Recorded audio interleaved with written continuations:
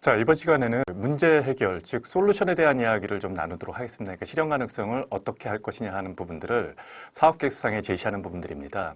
즉 가장 중요한 게 뭐냐면 여러분들이 이 문제점을 해결하기 위해서 어떻게 개발할 것이고 이렇게 개발되어진 제품들을 시장에서 어떠한 경쟁적 차별성을 가지고 시장에 진입할 수 있을 것인가 하는 것들을 제시하는 영역입니다.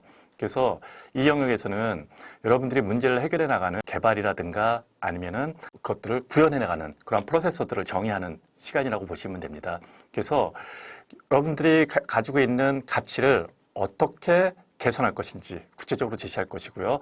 또 그러한 것들을 어떻게 개발해서 실제 목표 시장에 어떻게 접근할 것인지, 그러기 위해서는 현재 시장에서 있는 제품하고 어떤 경쟁적인 차별성이 있는 것인지 등등을 제시하는 그러한 항목이라고 보시면 됩니다. 먼저 여러분들은 이것들을 어떻게 개발할 것인지, 그리고 이것들을 어떻게 표현해서 만들어낼 것인지 하는 것들을 충분히 제시하는 부분들이에요. 근데 이때 가장 중요한 거는 뭐냐면 전체적인 계획들, 즉 여러분들이 사업을 하면서 5년, 10년의 로드맵을 작성하는 부분들이 있는데 그건 뒤에서 하시면 되고요. 지금 이 영역에서는 협약기간, 즉 6개월 내지 8개월 동안에 여러분들이 수행할 수 있는 개발 범위를 제시하는 부분입니다. 어떤 창업자들이 착각하는 경우도 있어서 이것들을 3년, 4년 계획으로 작성하는 경우들도 있더라고요. 절대 그렇지 않습니다. 여기서 제시하는 개발 방향은 분명히 협약 기간 내에 그 최종 산출물을 만들어내는 영역이고요. 이때 두 가지 이제 저희들이 착각하는 부분들이 존재를 해요. 먼저 협약 기간 내에 저희가 제시하는 산출물은 무엇이냐?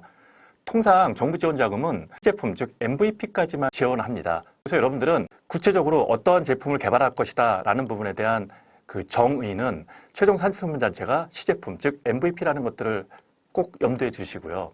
그리고 두 번째로는 진행 정도라는 것들이 있어요. 이 진행 정도라는 것들이 반드시 개발적인 요소의 진행 정도만 보는 것들이 아니고요.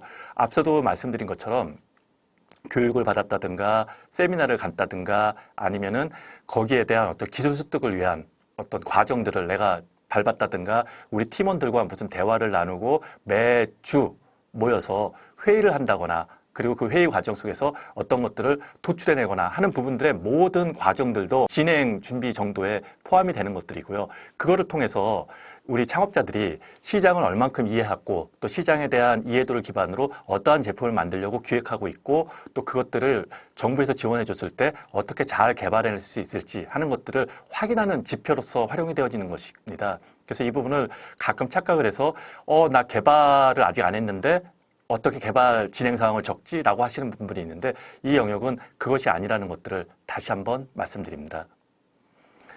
기술 유출 방지 및 기술 보호 계획에 대해서는 과거에는 초기 창업 패키지라든가 디딤돌 같은 R&D, 연구개발 단계에서 존재했었는데 뭐 팁스라든가 이런 데 있는데 이번에는 예비 창업 패키지에도 이러한 영역들이 나오고 있습니다. 이 부분에 대해서는 어떻게 기술을 보호할 것이고 또 그 기술 보호를 하기 위해서는 어떠한 회사 내에서 과정, 교육, 규칙 이런 것들을 만들어낼 것인가 라는 부분들인데 이 부분은 제가 그 작성 예시를 2개를 적어놨는데 사실 이 부분이면 모든 것들을 다 커버해요. 그래서 이런 식으로 정리를 해놓는 것들이 좋아서 보안조치 이행과 관련해서는 뭐 지금 나오는 것처럼 교육도 받을 것이고 관리자도 선정할 것이다 라는 부분들을 제시하면 되고요.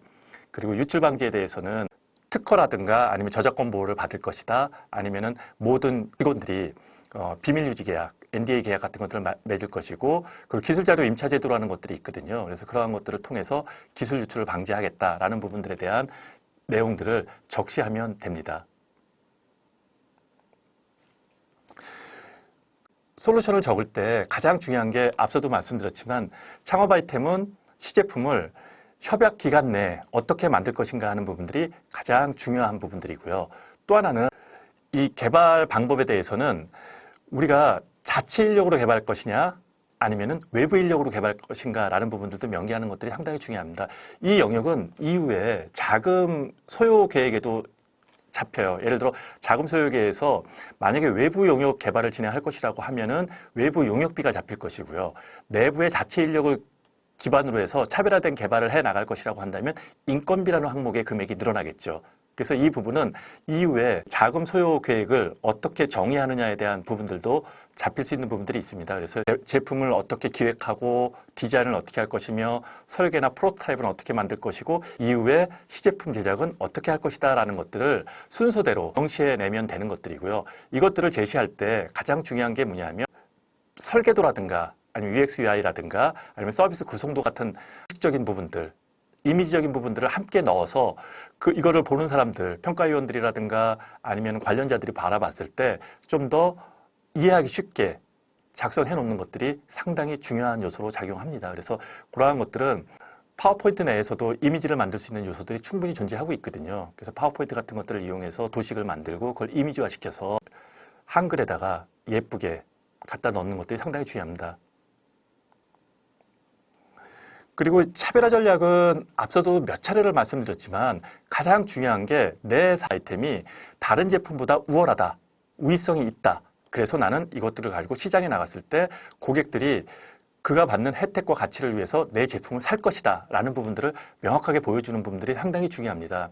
이 경우에는 앞서도 말씀드렸지만 내 창업 아이템이 생뚱맞게 뚝 떨어져 나온 제품이 아니라고 한다면 분명히 경쟁 제품이 존재할 거예요. 아니면은 좀 더 차별화된 요소가 너무 강하다 보니까 저 경쟁 제품이 없다 하더라도 유사한 경쟁 제품을 찾아내서 그 제품과 어떻게 차이가 있는지를 제시하는 것들이 상당히 중요해요. 그리고 이러한 내용들을 통해서 시장에서 내가 어떠한 강점을 갖고 있고 그 강점을 통해서 어떻게 시장에 접근할 것인지 하는 부분들이 중요한데 그러기 위해서는 반드시 다음과 같은 표를 작성하시는 것들이 상당히 중요합니다. 구분의 핵심 기능, 서비스 방식, 사업 구조, 항목들은 우리 창업자께서 정하시면 되는 것이고요. 그리고 내 창업 아이템이 경쟁사에 비해서 핵심 기능은 어떤 것들이 좋고 서비스 방식은 어떠한 양식으로 차별화가 돼 있고 사업 구조는 무엇이며 등등을 명기하면 되는 거고요. 이때 가장 중요한 게 고객한테 주는 가치가 무엇인지를 좀 더 명확하게 제시하는 것들이 상당히 중요합니다. 예를 들어 경쟁사 A, B, C가 동일한 고객 가치를 제공하는 것이 있다고 했을 때 우리는 그 A, B, C보다는 그들이 제공하는 고객 가치는 물론이고 나는 이러한 혜택을 더 줄 수 있어 라는 것을 통해서 좀 더 우위성 있고 차별화된 요소들 제시하는 것들이 상당히 중요합니다.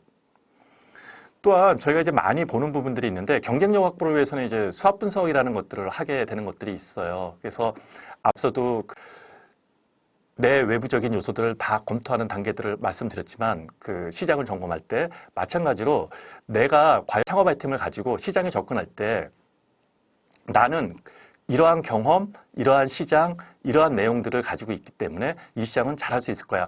근데 내가 이러한 부분 좀 부족해. 예를 들어 우리가 보험을 가입하는 사람들한테 어떤 혜택을 주는 서비스를 만들겠다라고 했을 때 그 사람의 강점은 보험회사에 근무했었다, 보험을 잘 알 수 있다, 보험 설계사였다 등등은 장점일 수 있어요. 그런데 약점은 내가 이런 사업을 안 해봤고 서비스를 안 해봤고 기술적으로 어떻게 개발해야 될지 모르겠다라는 약점이 있을 수 있잖아요. 그렇다면 그 약점은 내가 개발자를 데리고 오거나 마케터를 어디서 데리고 오면 팀원으로서 그렇게 보강할 수 있는 것들이 있는 거고요.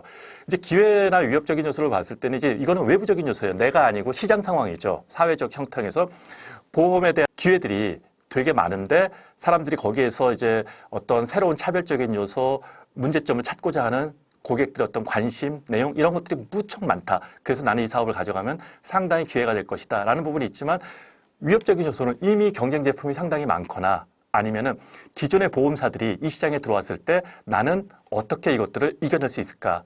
라는 부분들이 이제 위협적인 요소죠. 그래서 이것들을 잘 결합했을 때 여러분들의 제품이 시장에서 어떠한 위치로 갈 것인가. 제일 좋은 거는 이제 내가 이 시장을 정말 잘 알고 이 시장이 성장할 거야 라는 SO 전략이 제일 중요하죠. 그런데 예를 들어 시장을 딱 살펴봤더니 나는 기술도 못하겠고 마케팅도 몰라. 근데 시장에는 막 보험사들이 들어오는데 직접 내가 이거를 서비스로 만들었을 때 그들을 이길 방법도 없어. 그랬을 때는 새로 고민해 봐야겠죠. 내가 시장을 어떻게 갈 것이냐. 즉, 이것들을 아예 새롭게 재구축할 수 있는 방법들을 찾아내는 것들이죠. 이제 그러한 것들을 통해서 그 시장에 진입할 것이냐, 아니면 아예 시장에 들어가지 말 것이냐 등등을 이제 판단하는 것들이 필요합니다. 지금까지 그 솔루션, 즉, 그 실현 가능성에 대한 이야기를 나눴고요. 다음 시간에는 성장 전략에 대해서 말씀드리도록 하겠습니다.